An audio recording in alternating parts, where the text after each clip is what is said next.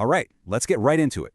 Today we are unpacking a really weird day for the Indian market. We're talking about November 25th, 2025. You see, the signals we got were, well, they were all over the place. On one side, you had these huge, exciting strategic deals being announced, but on the other, the markets were telling a completely different, much more cautious story. So we're going to figure out what's really going on.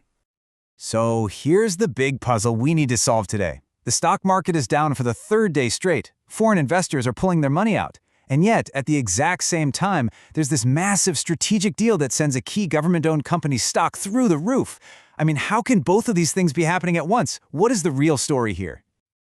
Okay, to understand this, let's look at the first piece of the puzzle. This huge, long-term strategic push. This part of the story isn't about making a quick buck this quarter. Nope. This is about building a foundation for the nation for decades to come. And wow, this quote from the defense minister from today, it just perfectly captures the mood. It's about changing the country's entire identity, moving away from just being one of the world's biggest buyers of military gear to actually becoming an innovator, a creator, and an exporter. This vision is what's driving one half of our story. And here is that vision in action. This was the biggest piece of news of the day, for sure.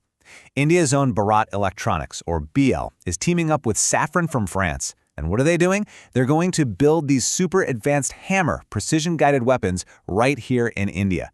We're talking about a high-tech, battle-proven system that's used on jets like the Rafale. It's a huge deal. Now, here's the number that really, really matters. 60%. The goal here isn't to just, assemble kits shipped in from France. No way.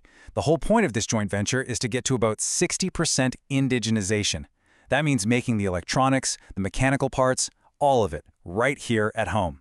It's about achieving genuine self-reliance. You could almost call it munition sovereignty. And the benefits of doing this? They just stack up. When you build these things locally, it means you get them to the Air Force faster. You're not so dependent on other countries or messy global supply chains. Your military is just better prepared. And down the road, it could even turn India into an exporter of this stuff. See? It's a long-term strategic play.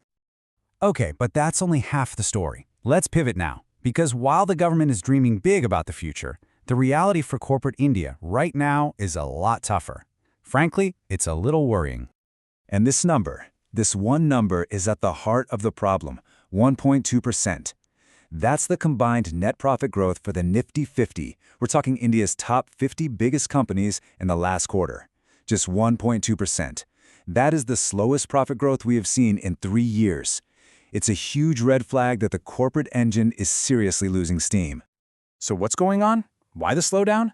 Well, a huge piece of it is something called margin pressure. Basically, it's a profit squeeze. The cost to make things is going up, but companies can't seem to raise their prices to match, which tells you that people just aren't buying as much. And we saw a perfect example today with the cement company ACC getting downgraded by analysts precisely because its profit margins are getting worse. Now, what's really interesting is that this weakness isn't hitting everyone the same way. Just look at this split. The sectors that did well today, like real estate, government banks, and metals, they're all linked to that big government infrastructure and strategic push.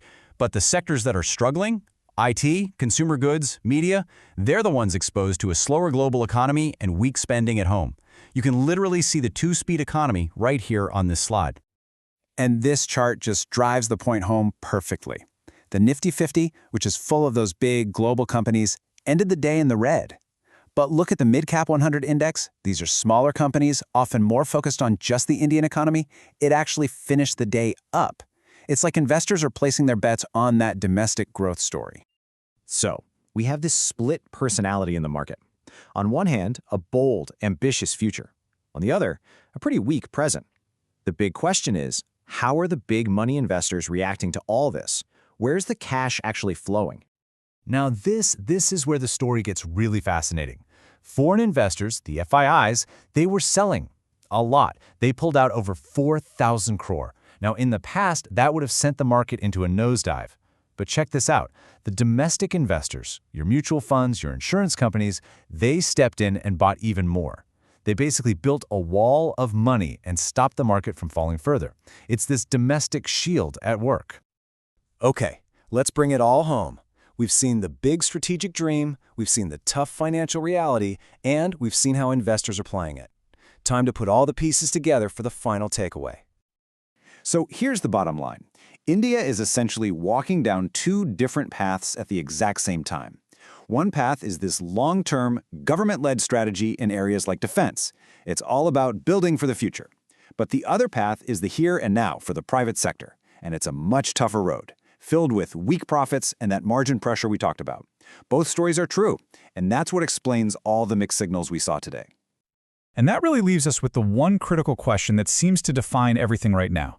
What happens when a country's long-term strategic ambition is running way ahead of its current corporate profits?